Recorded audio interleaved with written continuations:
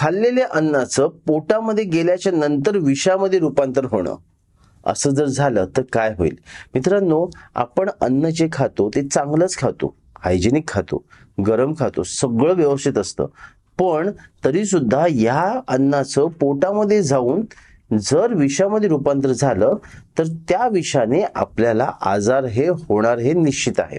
आता कसं असतं की आपण बऱ्याच वेळेला काही गोष्टी खूप लाईटली घेतो आणि काही गोष्टी टाळतो, त्यामुळे या छोट्या छोट्या गोष्टींमुळे हे विष तयार होत असतं आणि शरीरात साठून राहत असतं आणि त्यामुळे आपल्याला हे विकार होत असतात.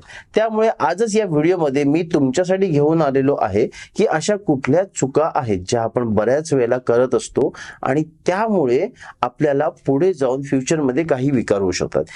या चुका नुसत्या तुम्ही जरी बदलल्यात तरी सुद्धा तुम्ही आरोग्यदायक राहू शकता. आणि हा व्हिडिओ खूप महत्त्वाचा आहे, कारण या व्हिडिओमध्ये मी तुम्हाला सांगणार आहे की अशा कुठल्या सोप्या गोष्टी आहेत, तेवढा फक्त तुम्ही बदल करा, तुम्हाला आजार शक्यतो काहीच होणार नाही. तर आजचा हा व्हिडिओ शेवटपर्यंत नक्की बघा.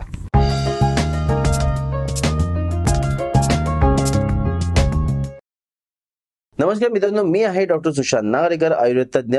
गेले 14 वर्ष झाले आयुर्वेदाची प्रॅक्टिस मुंबई येथे करत आहे. आमचं क्लिनिक नवी मुंबई, नेरूळ, ठाणे, पुणे आणि दादर या ठिकाणी आहे. आपण दररोज जेवत असतो, दररोज आहार घेत असतो आणि या आहारानेच आपल्या शरीराचं पोषण होत असतं. आता तुम्हीच विचार करा की जर आपण हाच आहार चुकीचा घेतला किंवा चुकीच्या पद्धतीने घेतला तर आपलं शरीर कसं बनेल? साहजिकच आहे, चुकीचंच बनेल. आणि या चुकीच्या शरीर बनण्याच्या प्रोसिजरमुळेच आजार निर्माण होत असतात. मग ह्या आज चुकीच्या प्रोसिजरची बेसिक गोष्ट कोणती आहे तर ती आपण जाणून घेऊया. सगळ्यात पहिलं म्हणजे आपण जाणून घेणार आहे की खाल्लेल्या अन्नाचं पोटामध्ये जाऊन विषामध्ये रूपांतर कधी होतं, कसं होतं हे आपण जाणून घेणार आहोत. सगळ्यात पहिले लक्षात घ्या, आपण काय करतो? आपण काम करत असतो, आपल्या कामामध्ये असतो. एखादी गृहिणी असेल, ती काय करते? सकाळी उठते, घरातल्या सगळ्यांसाठी डबे बनवते, जेवण बनवते, नाश्ता बनवते आणि मग वेळ मिळाला तर ती स्वतःकडे लक्ष देते. पण यामध्ये होतं काय की ती तिच्या जेवणाच्या वेळा सगळ्यात चुकवते. आता जेवणाची वेळ चुकणं म्हणजे काय हो? सकाळचा नाश्ता चुकवला म्हणजे जेवणाची वेळ चुकवली का? तसं नाही. जेवणाची वेळ म्हणजे काय हे नीट लक्षात घ्या. जेवणाची वेळ म्हणजे ज्या वेळेला तुम्हाला योग्य पद्धतीमध्ये भूक लागते आणि त्या भूक लागलेल्या वेळेमध्ये तुम्ही आहार घेणं गरजेचं असतं आणि त्या वेळेला तुम्ही नाही घेतलं तर ती जेवणाची वेळ चुकली असं समजता येईल. तसंच सेम टू सेम ज्या वेळेला तुम्ही आहार घेतलेला आहे पण तुम्हाला भूकच लागलेली नाहीये आणि तरी सुद्धा तुम्ही पुढे जाऊन पुन्हा त्या वेळेला भूक लागलेली नसताना आहार घेतला आहे तरी सुद्धा जेवणाची वेळ ही चुकलेली आहे. म्हणून आपल्याला हे लक्षात ठेवणं गरजेचं आहे की जेवणाच्या ज्या वेळा आहेत त्या योग्य वेळेला योग्य ठिकाणी आरामात बसून घाई गडबड न करता घेणं गरजेचं आहे. कारण ज्या वेळेला आपण या जेवणाच्या वेळा चुकवतो त्यावेळेला सगळ्यात चुकीची गोष्ट ही होते की अन्न पचण्यासाठी जे संप्रेरक असतात ते योग्य पद्धतीमध्ये काम करत नाही आणि त्यामुळे अपचित असा आहार निर्माण होतो आणि या आहारामुळे शरीरामध्ये आमाची निर्मिती होते. आम म्हणजे अपक्व अन्न, जे मी प्रत्येक व्हिडिओमध्ये प्रत्येक वेळेला सांगत असतो. मित्रांनो, हा जो कन्सेप्ट आहे ना आम, हा अतिशय महत्त्वाचा कन्सेप्ट आयुर्वेदामध्ये मानला जातो. कारण आयुर्वेद या गोष्टीवरती विश्वास ठेवतं की आपण जे अन्न खात असतो त्याच अन्नापासून आपलं शरीर बनतं. आपण असतो एवढे एकदम लहानसे असतो, पण अन्न ज्याला पोटामध्ये जातं ते जाऊनच आपलं शरीर बनत असतं. मित्रांनो, आता साधा विचार करा, तुम्ही एखादी ज्याला बिल्डिंग बांधता, एखादा बिल्डर ज्याला बिल्डिंग बांधतो त्यावेळेला त्याने खराब क्वालिटीचं सिमेंट वापरलं, खराब क्वालिटीच्या सळया वापरल्या, खराब क्वालिटीची माती वापरली, रेती वापरली तर ती बिल्डिंग जास्त दिवस टिकणार आहे का? त्याचबरोबर त्याने योग्य पद्धतीने त्याची मशागत नाही केली तर ती बिल्डिंग जास्त दिवस टिकणार आहे का? नाही टिकणार. म्हणूनच तसंच आपलं शरीर सुद्धा असतं की आपण जो आहार घेतो त्याच्यानेच हे शरीर बनत असतं. त्यामुळे आपल्याला या सगळ्या गोष्टींकडे लक्ष देणं खूप महत्त्वाचं असतं. दुसरा नंबर येतो अध्यशन नावाच्या एका प्रकारचा. अध्यशन म्हणजे काय की आपण एखादं अन्न खातो, ते खाऊन झालं की लगेच अर्धा तास नाही झाला पुन्हा दुसरं अन्न खातो. म्हणजेच काय होतं, आपण एखादं अन्न खाल्लेलं आहे, ते पचत आहे, त्याची प्रोसिजर चालू आहे, ते पचत पचत एका पर्टिक्युलर लेवलपर्यंत गेलेलं आहे, पण तेच पूर्णपणे पचत नाही, त्याच्या अगोदर वरतून आपण दुसरं अन्न पुन्हा पोटामध्ये टाकतो. म्हणजे पहिलं खाल्लेलं अन्न अजीर्ण झालेलं असताना आपण आणखीन एक अन्न त्या ठिकाणी पोटामध्ये टाकतो. त्यावेळेला जे होतं त्याला अध्यशन म्हटलं जातं. याच्याने सुद्धा शरीरामध्ये ज्या वेळेला हे अन्न जातं त्यावेळेला ते शरीर त्याला पचवत असतं. एवढ्या कंडिशनमध्ये सुद्धा शरीर पचवत असतं. पण हेच जर वारंवार होत गेलं तर शरीर म्हणतं की आता मला माफ कर, आता मी काही तुझ्यासाठी करू शकत नाही. म्हणजेच काय, हेही लक्षात घ्या की हे एखाद दुसऱ्या दिवशी झालं तर काही प्रॉब्लेम नसतो, पण वारंवार हे असंच होत गेलं तर तुमच्या शरीरामध्ये प्रॉब्लेम तयार होतो. आता लक्षात घ्या, आपलं शरीर हे प्रचंड ताकदवान आहे. तुम्ही कितीही बेशिस्तपणाने आहार घेतला, कितीही दुर्लक्ष करून आहार घेतला, चुकीच्या वेळेला आहार घेतला, तरी सुद्धा शरीर त्याला टॅकल करत असतं. आणि प्रत्येकाची ही टॅकल करण्याची शक्ती वेगवेगळी असते. आणि ही शक्ती त्यांना कुठून मिळते तर आईच्या गर्भातूनच मिळते. म्हणून काही जणांनी काही खाल्लं तरी त्यांना काही होत नाही, आणि काही जणांनी थोडंसं जरी खाल्लं तरी त्यांना लगेच त्रास निर्माण होतो. म्हणून ही जी शक्ती असते ही आपण चांगल्या प्रकारे मेंटेन ठेवणं गरजेचं असतं. आपण काय करतो, वारंवार या चुकीच्या पद्धतीमध्ये आहार घेत असतो. जसं की आपला ऑफिसमध्ये आपण असतो, त्या ठिकाणी आपण जेवण करतो, दुपारचं जेवण झालं की त्यानंतर पुन्हा कोणाचा तरी बर्थडे असतो म्हणून अर्ध्या तासाने पुन्हा ऑफिसमध्ये केक कापला जातो, आणखी स्नॅक्स दिलं जातं, तर अर्धा एक तासाने पुन्हा आपण खातो. तर अशा वेळेला पोटामध्ये अक्षरशः विष तयार होण्याची प्रोसिजर सुरू होते. पण ही इतक्या लवकर सुरू होत नाही, हे वारंवार झालं तरच सुरू होतं. त्यामुळे पहिलं खाल्लेलं जे अन्न आहे ते न पचताच दुसरं अन्न खाणं टाळणं गरजेचं आहे.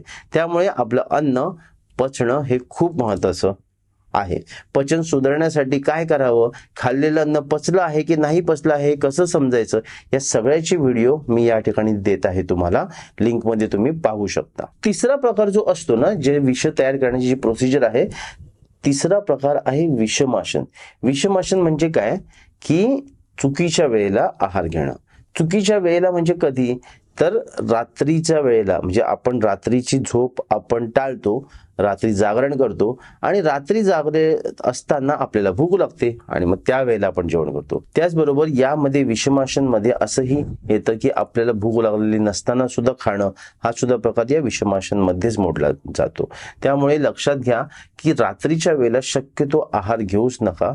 प्रयत्न करा सूर्य असतानाच तुम्ही आहार घ्याल, आणि रात्रीचं जेवण जे असेल ते लवकरात लवकर पूर्ण कराल, आणि रात्रीची झोप योग्य वेळेला घ्याल.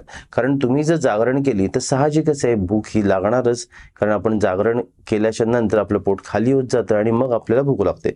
मग अशा वेळेला रात्र असताना आपण जर खातो तर ते व्यवस्थित पचत नाही.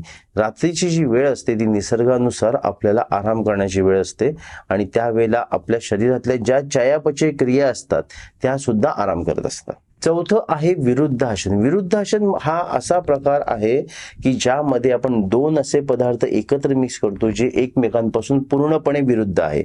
उदाहरण सांगायचं झालं तर चहा चपाती, किंवा दूध आणि मच्छी, किंवा दूध आणि केळं.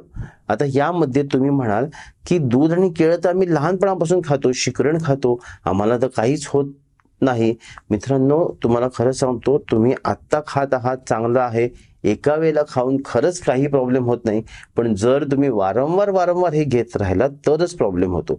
तुम्ही थोडंसं गेला तर काही प्रॉब्लेम होत नाही, पण वारंवार असंच चालू आहे. आता दूध असतं, दुधामध्ये आपण चपाती भिजवून चपाती खातो, पण त्या चपातीमध्ये जर तुम्ही मीठ नाही टाकलं आणि ती चपाती खाल्ली तर तुम्हाला ताकद देण्यासाठी ती मदत करणार आहे. पण तेच जर त्या चपातीमध्ये तुम्ही मीठ टाकलं तर दूध आणि मीठ हे विरुद्ध अन्न एकत्र येतं आणि पोटामध्ये जाऊन त्याचं विषामध्ये रूपांतर होतं. कित्येक जण म्हणतात की आम्ही चहा चपाती दररोज खातो, आम्हाला काहीच होत नाही. पण लक्षात घ्या, तुम्ही दररोज खात आहात, तुमची व्याधी क्षमता शक्ती कदाचित तुमच्या आईच्या गर्भातूनच तुम्हाला चांगली मिळालेली आहे, म्हणून देवाच्या कृपेने तुम्हाला काही होत नाही आहे, ही चांगली गोष्ट आहे. पण तुमचं बघून काही जण खातात, त्यांची व्याधी क्षमता शक्ती काही प्रमाणात जर कमी असेल तर त्यांना त्या एका गोष्टीमुळे विकार होण्याची शक्यता खूप दाट असते. त्यामुळे लक्षात घ्या, विरुद्ध अन्न कधी खाऊ नये. विरुद्ध अन्न खाण्याने त्वचा विकार होण्याची शक्यता असते. विरुद्ध अन्न खाण्याने ऑटोइम्युन डिसीजेस होण्याची सुद्धा शक्यता असते, सांधेदुखी होण्याची शक्यता असते. आणि यामध्ये काय होतं की हे जे विरुद्धान्न पोटामध्ये जातं ते पचत नाही, न पचल्या कारणाने ते तसंच राहतं, त्याचं आम बनतं.